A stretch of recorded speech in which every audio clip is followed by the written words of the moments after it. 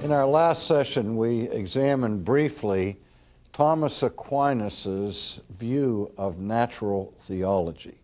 And if you recall, during that session, I indicated that Thomas was reacting to the integral Aristotelianism of Muslim philosophy that taught the double truth theory. Well, St. Thomas, who is called the Doctor Angelicus, or the angelic doctor of the Roman Catholic Church, was a titan in the realm of philosophy and theology in the Middle Ages. And he is most responsible for constructing what is known in the history of theoretical thought as the classical synthesis. That is, by showing that philosophy as well as theology manifested the truth of the existence of God. And so strong was this synthesis that it was rare in those days for intellectuals to challenge the notion of the existence of God. And historically, the principal arguments for the existence of God were the following. First of all, there was the famous ontological argument for the existence of God, which we'll look at later, which had been formulated early on by Augustine in his version, but made most famous by the version set forth by St. Anselm of Canterbury. And the ontological argument for the existence of God was an argument for God from being. And as I say, I'll take time later to explain more of that for you. Secondly, there was the cosmological argument, and the cosmological argument was that argument that reasoned from the world or the cosmos back to the origin of the world, to the Creator. It was the argument based on the law of causality, arguing that that world that we perceive has to have a transcendent cause. And so the cosmological argument was part of that historical tradition. Then there was also what was called the teleological argument.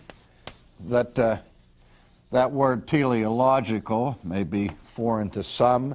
It comes from the Greek word telos, which is the Greek word that means end or purpose or goal.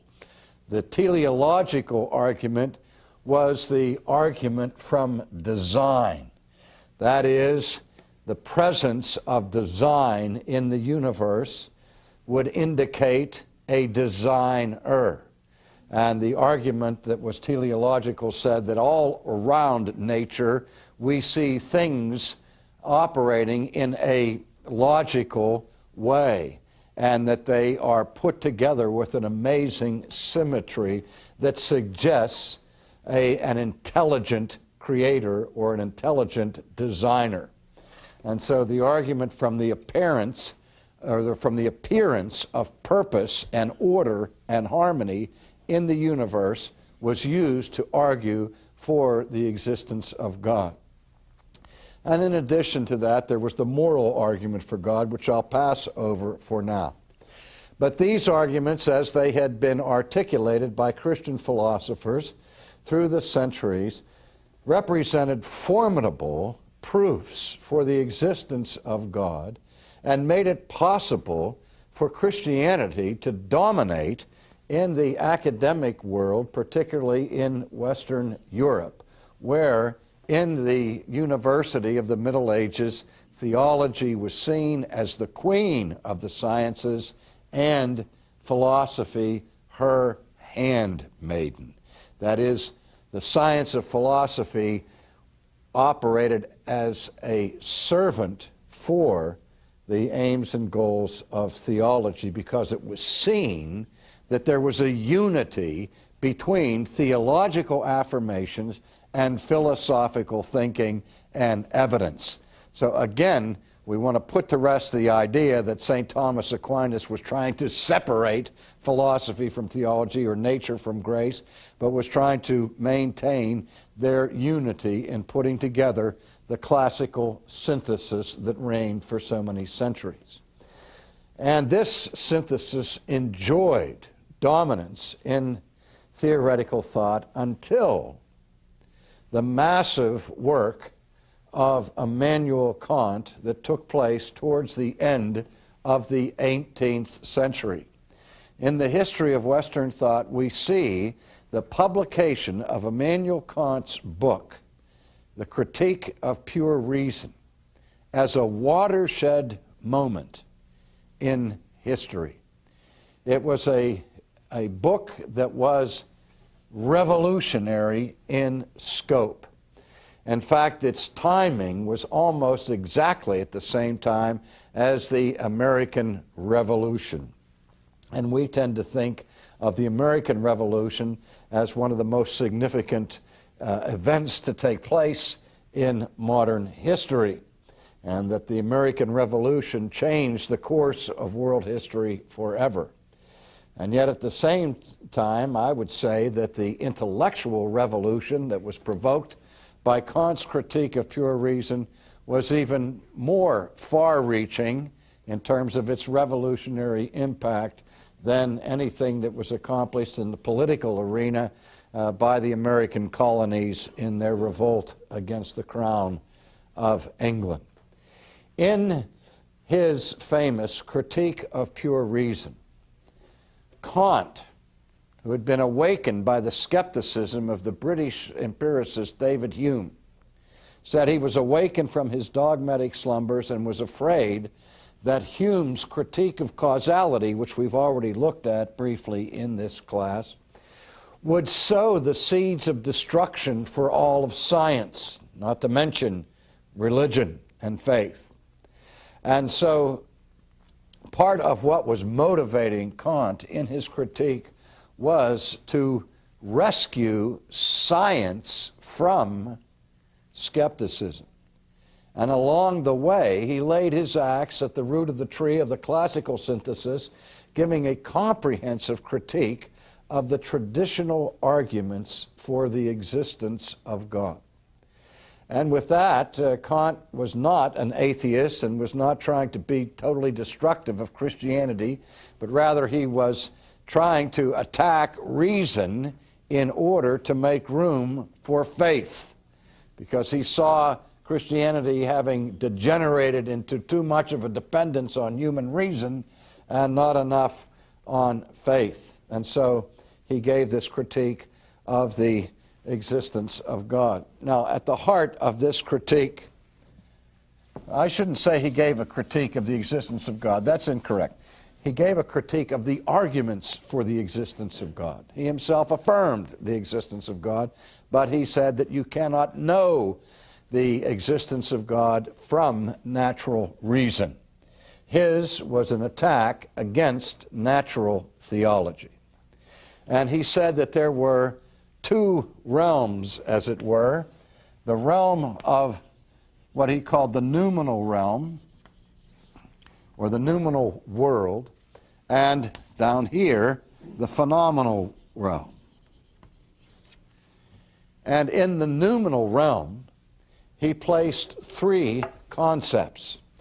In the noumenal realm is the idea of God, the idea of the self, and the idea of what Kant called the Ding an sich, or the thing in itself, or, if you will, essences. Now, just take a deep breath here, and we'll try to get an understanding of what that's about. When he talks about things in themselves, or essences, he's talking about the metaphysical level of reality that is beyond the ability of our senses to perceive. You know, Plato, Aristotle, and other philosophers were fond of talking about the essence of a thing. And yet we never perceive essences. We only see outward appearances. We never perceive treeness. We never perceive humanness. We only perceive particular human beings. And I don't know the soul of a person, or even if he has a soul, from observation. by analysis. I can't go to the doctor and get an examination and say, "Doctor, what kind of shape is my soul in? What are its vital signs?" Because the soul cannot be perceived by the senses. And so all of these metaphysical realities that philosophers postulated beyond the realm of physics, that's what metaphysics is, that's which is above and beyond the physical realm. Those things cannot be known directly through sense perception. We never see them, taste them, touch them, or smell them, or so on. Those things Kant assigned to the noumenal world, the self, or the soul, or the mind. How do we know that there is such a thing as the self? And you think that, well, that's simple. I mean, we all are aware of ourselves, that we have a certain self-consciousness, but Kant would begin to analyze that carefully from a philosophical perspective and say, but again, how can you measure the self of the person, and so on. So he would put the self in the noumenal world along with God. God, the self, and essences. Now he doesn't say that there is no such thing as God, and there is no such thing as the self, or there's no such thing as essences. For Kant, the question is epistemological. That is, the question is, can we know anything about these realities, or if in fact they exist at all, through scientific inquiry, through rational inquiry? And his answer was no, that all of our knowledge is restricted to this realm, the realm of phenomena.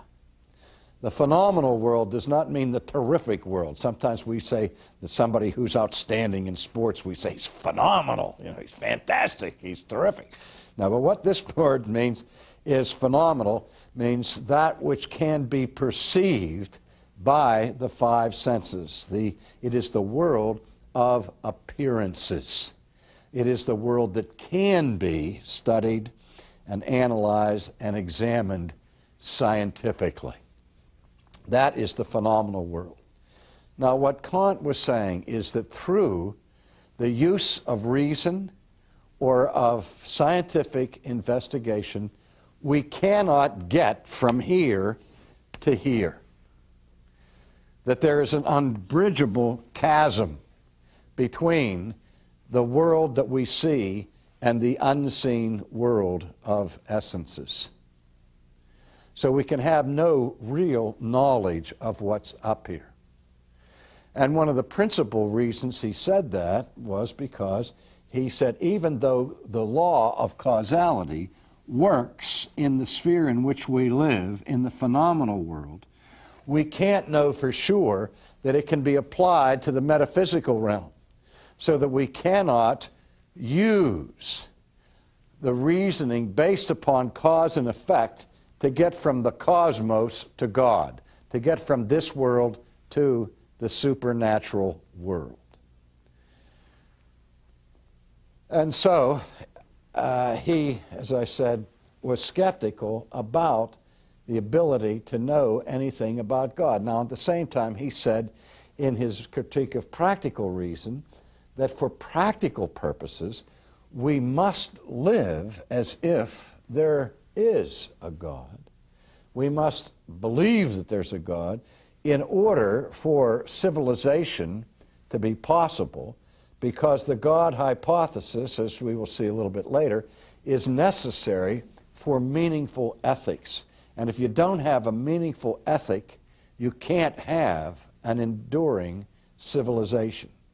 Without morality or law based upon objective virtue, sooner or later societies will degenerate into the law of the jungle and into anarchy, where might makes right. Dostoevsky said it this way: if there is no God, all things are permissible, as law becomes reduced to preferences, and there is no such thing as what ought to be done, only what is done. But in any case, with this skepticism, the Christian church reached a crisis. And many theologians and apologists, after this critique was leveled against the traditional arguments, turned away from the classical synthesis and away from natural theology to what we call in theology fideism of one sort or another. Fideism is based upon the word for faith in Latin, and fideism simply means that we take the idea of God on faith through some kind of leap of faith, and the notion of God cannot be known rationally, and we certainly cannot prove the existence of God. You have to take it by faith or as some kind of first principle upon which you build everything else. You can maybe assume the existence of God, presuppose the existence of God, or grant the existence of God by faith, but what you cannot do is prove the existence of God by rational categories. And as I say, many philosophers and theologians capitulated to Kant at this point. All others, however, refuse to play dead at the feet of Immanuel Kant and have sought, ever since the 18th century, to reconstruct natural theology in such a way as to answer the objections that Kant leveled against traditional theism. And I've been very much concerned about this undertaking in my own teaching career for this simple reason. I want to be faithful to Scripture. And I find a simple conflict between what Kant taught and what is taught in the New Testament. We've already looked at the first chapter of Romans, wherein the Apostle Paul declares that the invisible things of God, even His eternal power and deity, are known through the things that are made. And so what Paul is saying is you can get here from here. He says that there is a general revelation by which God's is not only can be known, but is known in and through the created order. And that knowledge is so manifest and so clear as to leave the world without an excuse. If there really is a barrier between this world and the world of God, if Kant is right, then, ladies and gentlemen, the unbeliever has an excuse for not embracing the truth of God. He has the excuse of ignorance, where he says, I couldn't get there from here. So what we have here is an irreconcilable difference between the teaching of the Apostle Paul and the teaching of Immanuel Kant. And so I look at that as a Christian and I say, well, if Paul is right, then manifestly Immanuel Kant has to be wrong. And if Kant is correct, then Paul is wrong. Again, because Kant says you can have no knowledge of God through the knowledge of this world, where the New Testament says we do have a knowledge of God through a knowledge of this world. That is, that God can be known cosmologically. Now, Kant went on in his critique to say that all of the traditional arguments of God are based upon the ontological argument, which is the argument of for the existence of God from being. And the classic formulation of that was from St. Anselm, who said that God is that being without which apart from which no greater than can be conceived. Or we turn that around and say God is the greatest conceivable being. And he says that the greatest conceivable being must be conceived of as really existing. Because if you're thinking of the greatest conceivable being as being merely a construct of the mind, just an idea with no correspondence in reality, you're not thinking of God. Because what Anselm was getting at is that God, and God alone, is that which no greater than can be conceived, who can only properly be conceived as being and as existing. That is to say, he's thinking of a being who cannot not be. Now, Kant challenged that, and we're going to re-examine that in much greater care here fairly soon. But what Kant was saying is that from the perspective of a concept, there's no difference between a hypothetical being and a real being, because, he said, existence is not an attribute. Existence is not an attribute. That is, there's no difference in reality between the idea of a perfect dollar and the reality of a perfect dollar, because the concept of the dollar is the concept of the dollar. This is the same argument that was leveled against Anselm by Gonalon, who spoke about islands. He said basically, just because I have an idea of the most perfect island conceivable doesn't make it true. And Anselm said, you missed the point. I'm not talking about islands or dollars or anything else. I'm only talking in one case of that being which no greater than can be conceived, and that must be conceived of being because it is greater to exist than not to exist. It's greater to be in reality than to simply be in the imagination. And so the debate continues even to our own day. But I just leave you with this now, that Kant, in his critique of the traditional arguments for God, said that they all boil down in the final analysis to some form of the ontological argument, because what you're saying here is that if we're going to be rational, reason demands that God exists. But just because reason demands that God exists does not mean that God exists. All it means is that reason demands it. But maybe reality, in the final analysis, is not rational.